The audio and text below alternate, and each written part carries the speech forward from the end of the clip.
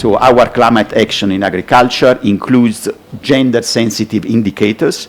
We are currently working with the Ministry of Agriculture and all the Ministry of Environment and all the stakeholders in order to define these gender-sensitive indicators that will shape the implementation of our programs.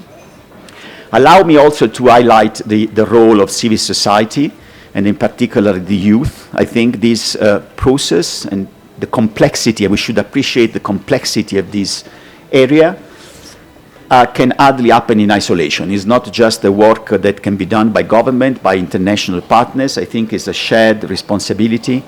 So we really appreciate the positive engagement of civil society organization in Rwanda, and the willingness also of the government to involve, to have an inclusive approach, a participatory approach, to include stakeholders, but in particular the youth, into this conversation. And later today we will have the opportunity to elaborate on this element.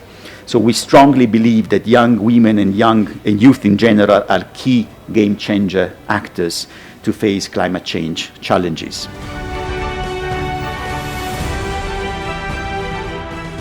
The gender inequality in our education, not even education, training, let's say training, you will find that most of the time boys go out and start learning how to swim in rivers, in lakes, while girls are at home working. And when there is floods, girls are most affected because they can't swim. They can't swim while boys are swimming and get away with the flood issues. Those are the small things that we don't value, but that have an effect and an impact on our girls, on gender.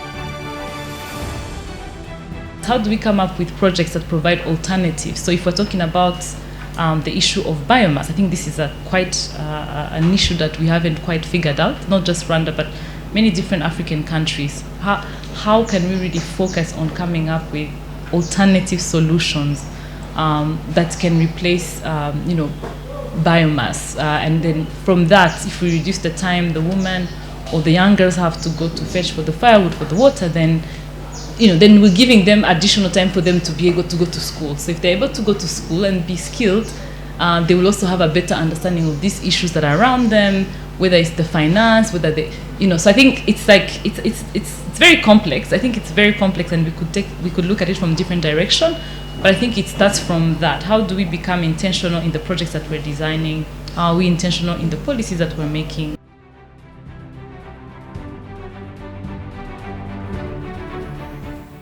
And more than ever, as said by other colleagues, women are at the front line in vulnerability, but they're not in the front line in taking action. And when you look through the pipeline, it's hard to find a way where, on a global scale, where women are being encouraged to be in the process.